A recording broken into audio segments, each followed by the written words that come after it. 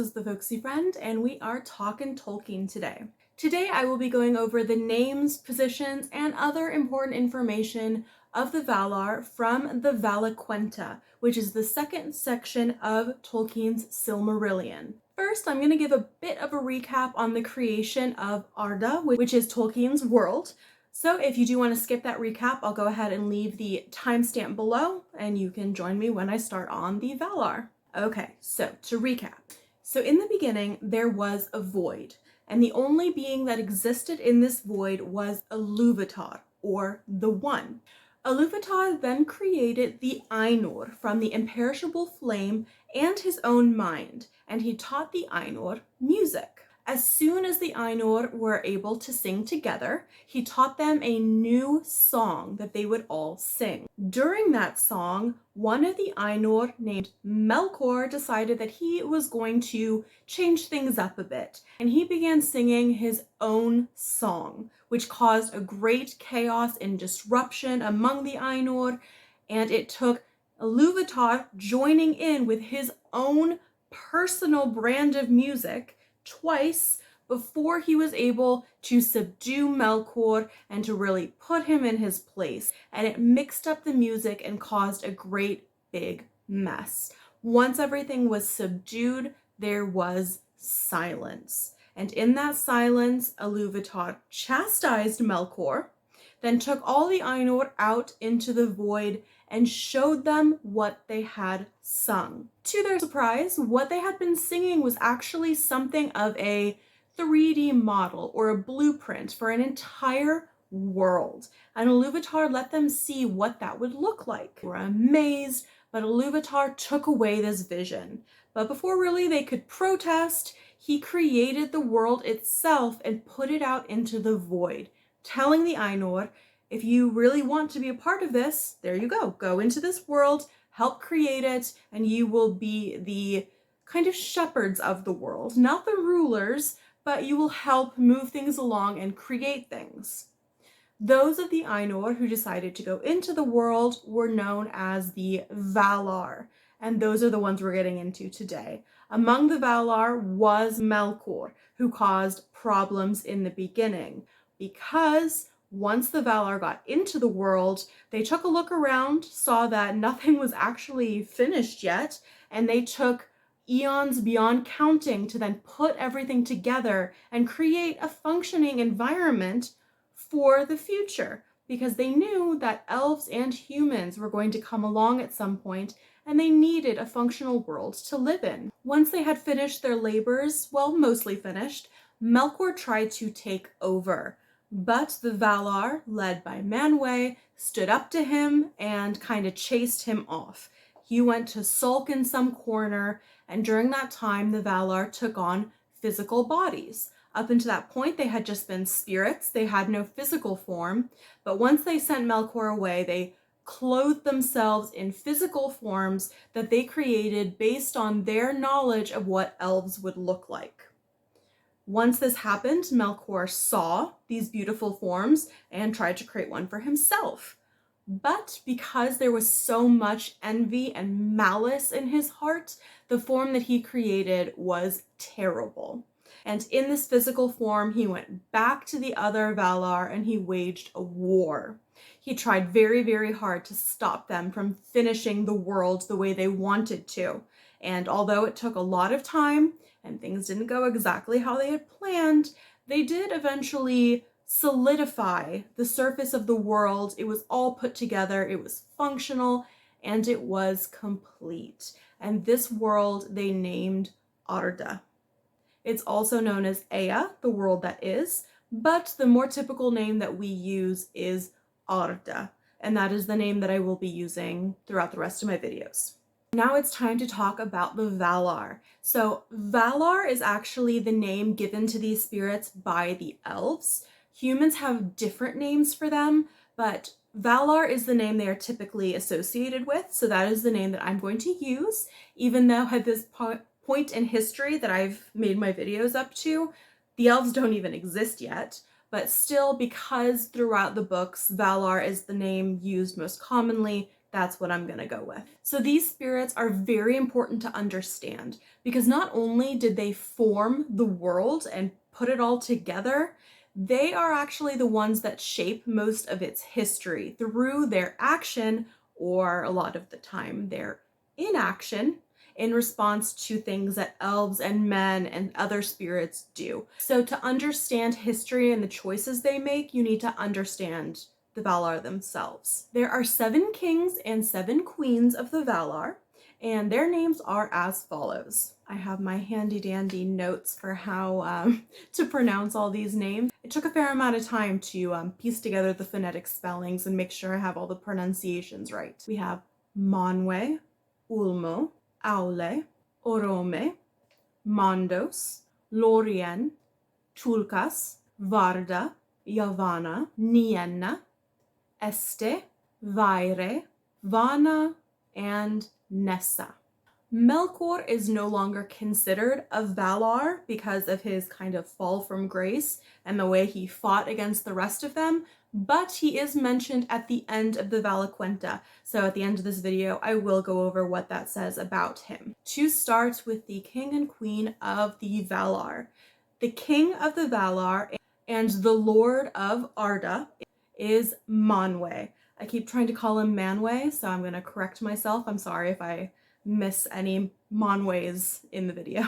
Manwe is the closest to Iluvatar, their creator, and he understands Iluvatar the best. He speaks for him in Arda. Manwe is described as being a brother of Melkor in the thought of Iluvatar, which makes it sound like they were potentially twins, but they turned out very, very differently. We do know that they are about equal in strength to one another. Manwe is the lord of the air and the winds of Arda. All air is under his control, and he has the surname or the last name Sulimo, which means lord of the breath of Arda. He also has a great love of birds, and they do his bidding. Manwe is married to Varda, who is the Lady of the Stars. She is so beautiful that there are quite literally no spoken words that can describe it, and she still has the reflection of the light of Iluvatar that shines on her face. When Melkor first tried to become king of Arda, right in the very beginning, Varda is actually the first of the Valar that comes to Manwe's defense to help him repel Melkor. And she does this because she actually has history with Melkor. Back in the beginning, during the Song of the Ainur, before the world was even created, Melkor tried to seduce Varda over to his side, tried to turn her dark, but she rejected him, and he hated her for it. But more than that, he was also afraid of her. He both desired and feared light, and she was a lady of light and a lady of the stars. Of all the Valar, Varda is most beloved by the elves, and they sing songs to her, especially when they feel like they are in darkness.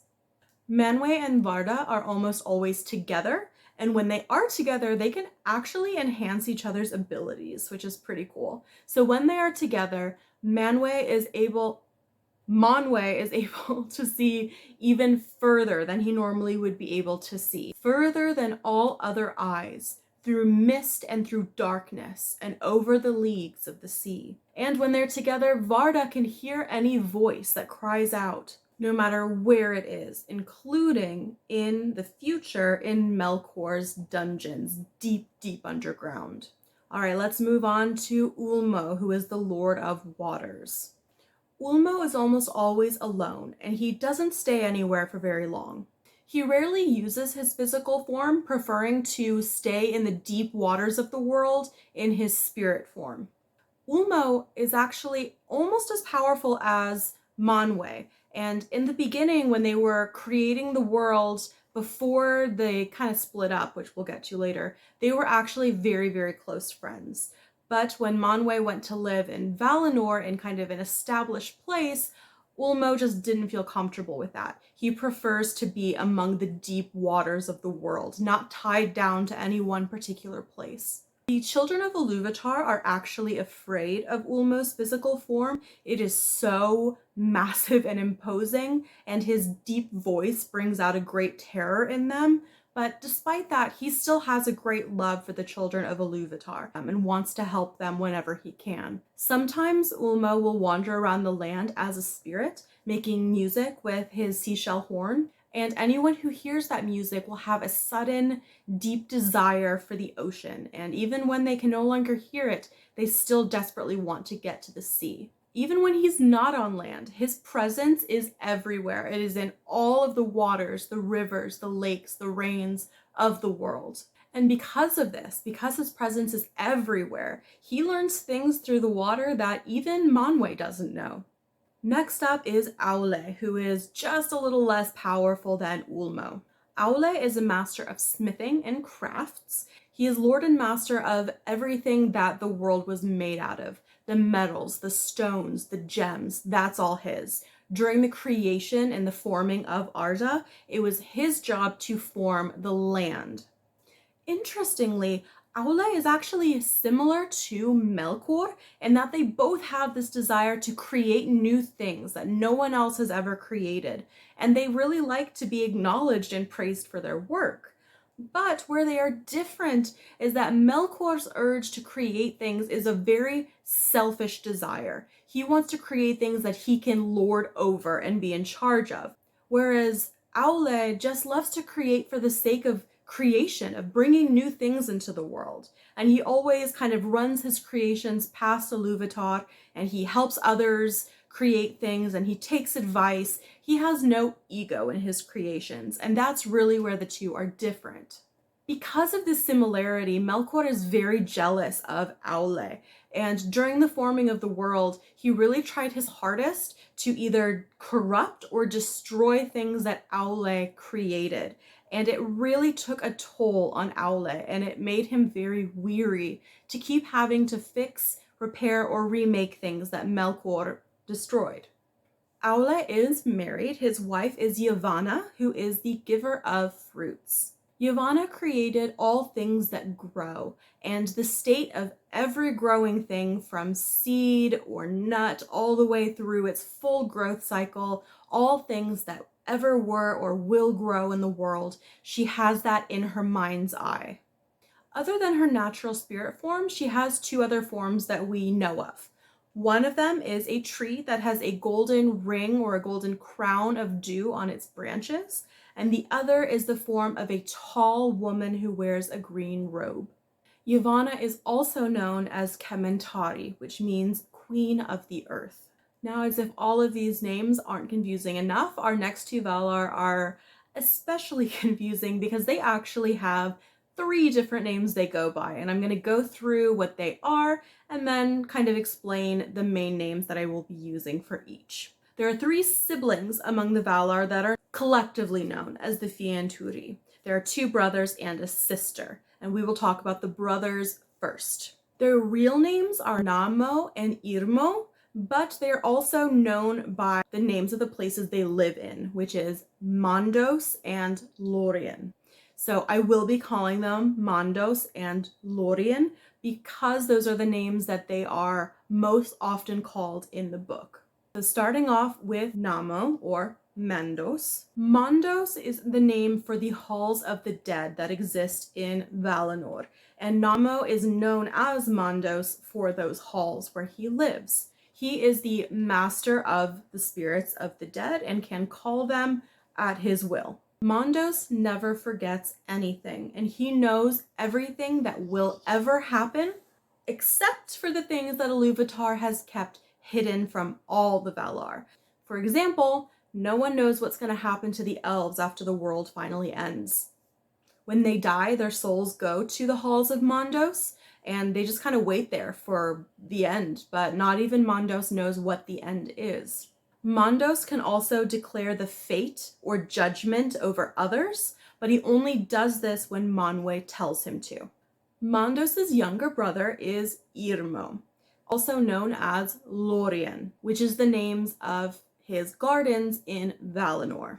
The gardens of Lorien are the most beautiful place in the entire world, and many spirits gather there. Lorien himself is the master of dreams and visions. So again, despite the fact that their real names are Namo and Irmo. I will be using the names Lorien and Mandos because those are the names they're most often called, and if I didn't stick to one name per person, we would all go crazy pretty quick. So Mandos and Lorien are both married to the Valir, which is the female version of Valar, Vaire and Este, respectively. Vaire is called the Weaver. She is married to Mandos. She weaves all of history into webs within the halls of Mandos. So everything that ever happens in the world is woven into her webs. And the longer history goes on, the larger her webs get. Este, who is married to Lorien, is called the Gentle. She is the healer of hurts and weariness. We know that Este only wears gray and that she is only active at night. During the day, she actually sleeps on a peaceful, shaded little island in the gardens of Lorien. There are also fountains, which are known as the fountains of Este and Lorien, and everyone in Valinor drinks from those fountains, but the Valar themselves often go to those fountains and spend time there just to be unburdened of the weariness of life. If you remember, these are beings that existed before the world was even created. Being in a mortal place when they themselves are immortal does take a toll on them. So they go to these gardens and drink from these fountains and spend time with Este to kind of stave off their weariness. Now we get to the sister of Mandos and Lorien, whose name is Nienna.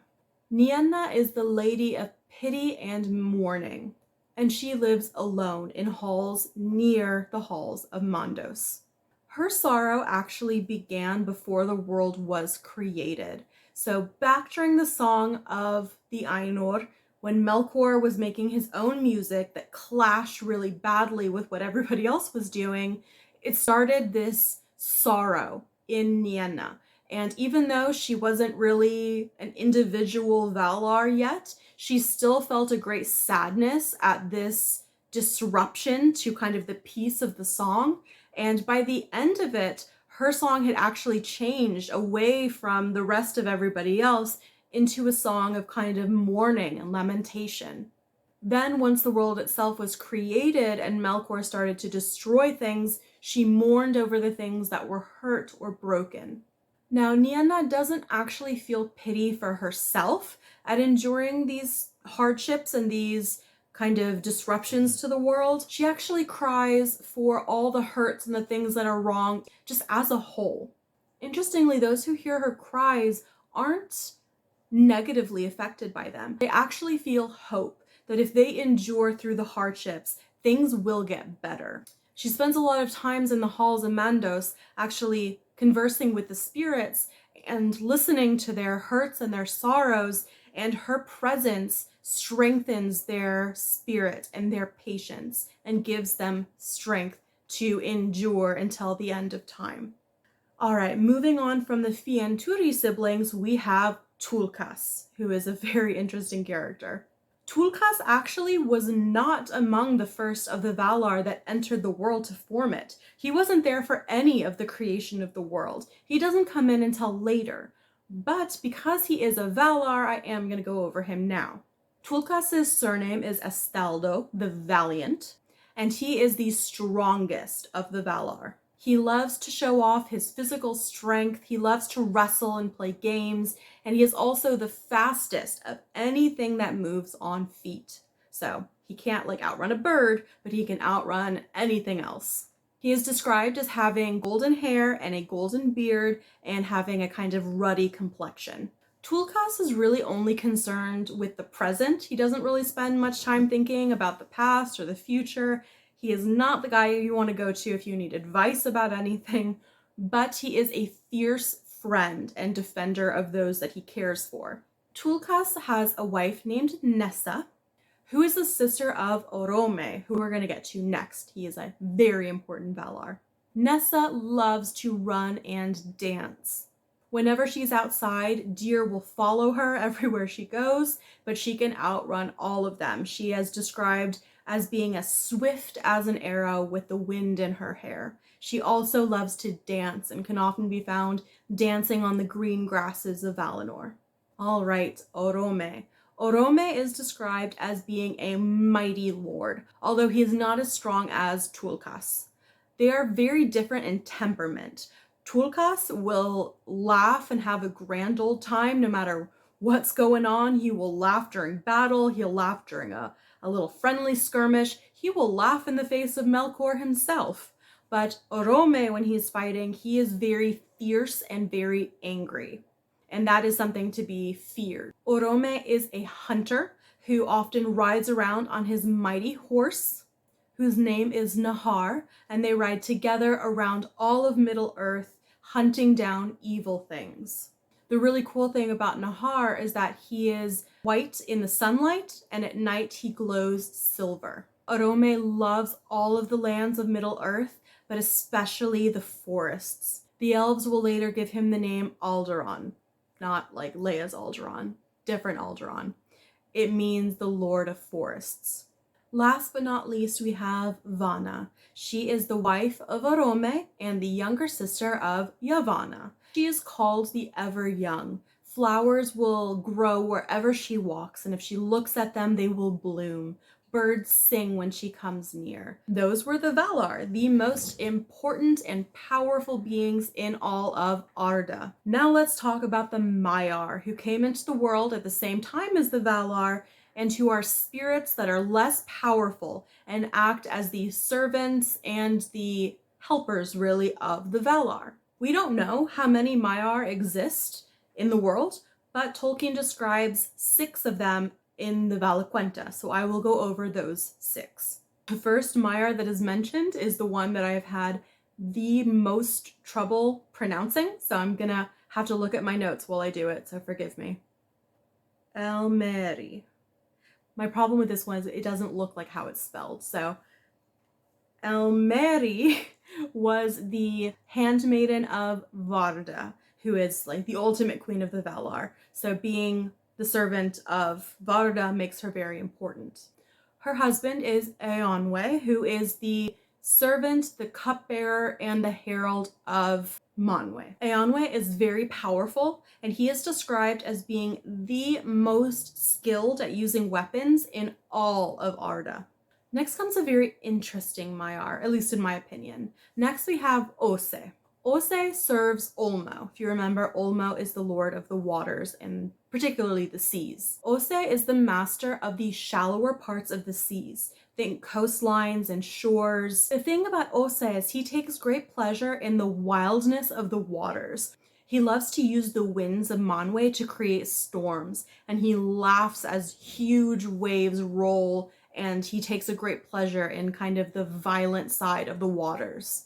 Ose's wife is Unan. She is the lady of the seas. She loves all things that grow and live in the waters, in salt waters in particular. Unan has the ability to calm waters, so she can put a calm over even great storms and subdue her husband. And for that reason, seafaring people, or just really anyone who's out on the sea, really revere her. So Númenóreans in particular have a great love for Unan. Now here's something important to know. In the forming of the world, Ose very, very nearly became part of Melkor's crew. Melkor hated the sea because he couldn't control it. So he tried to get Ose to join him and promised him that on Melkor's side, Ose could be the master of all waters. He would essentially take over Ulmo's position and no longer have a master to serve. Well, he would. He would be serving Melkor, but I don't think Ose thought that far ahead. At first, this temptation did work. Ose started creating great storms that crashed upon the land and tried to destroy it.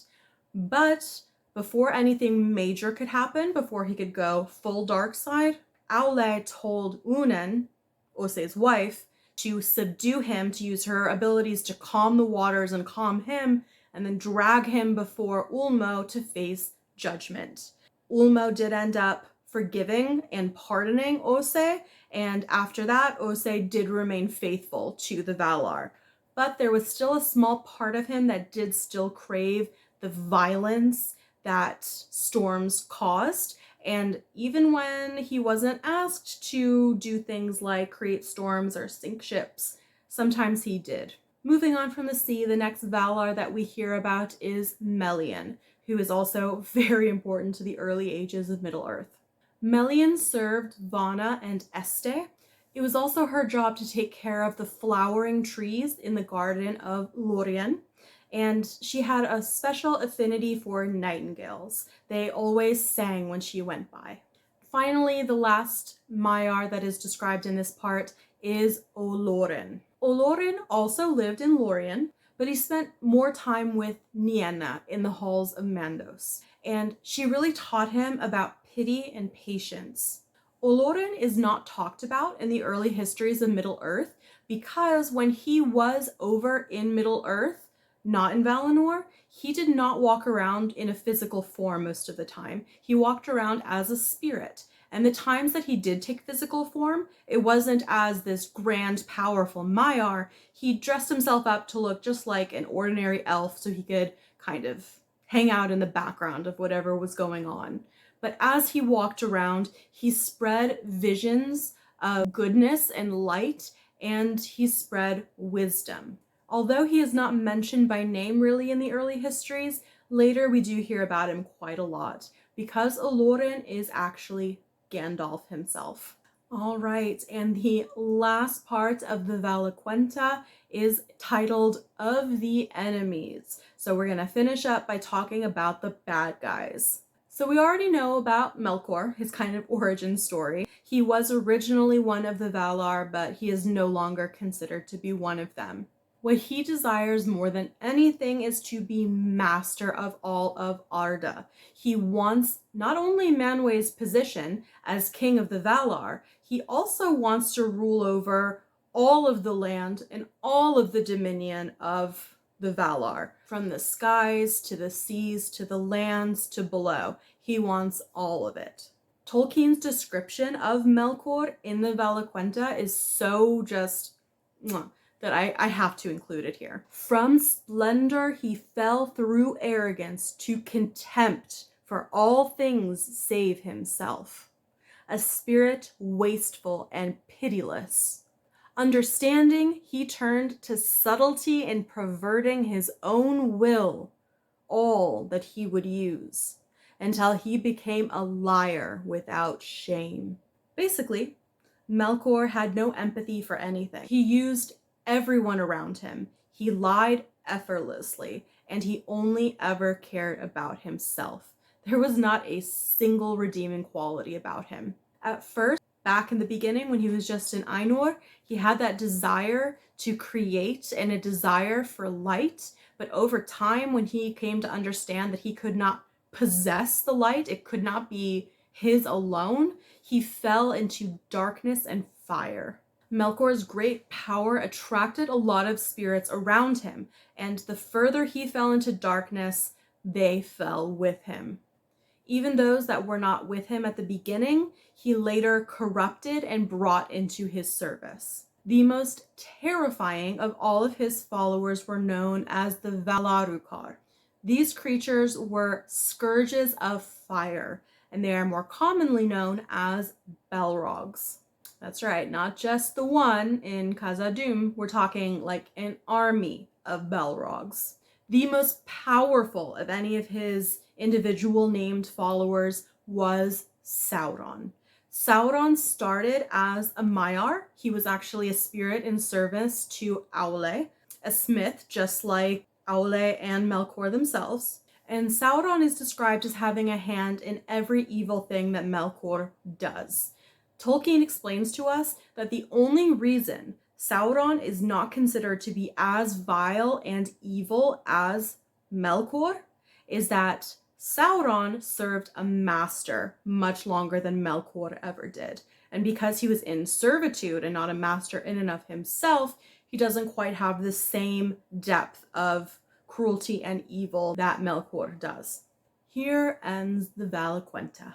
That was a whole lot of important information about important beings that will shape the history at the beginning of Arda. Let me know in the comments if any of the Valar stood out to you in particular. I am personally really interested in Ose and Nienna. I think pantheons of godlike creatures are so cool to begin with.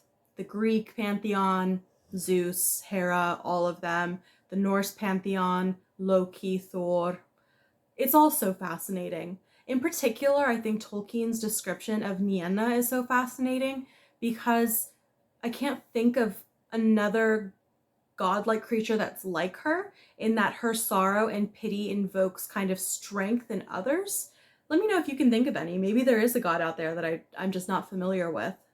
And to have someone like Ose that seems to be always kind of skirting around the edge of being evil because of just the nature of the violent seas, that's also very interesting. In the future, if you ever just need a quick recap of the Valar, feel free to take a look at my Valar quick overview video. Next week, I will be starting on the Quenta Silmarillion, which is the official real start of the history of Arda and what will become Middle-earth.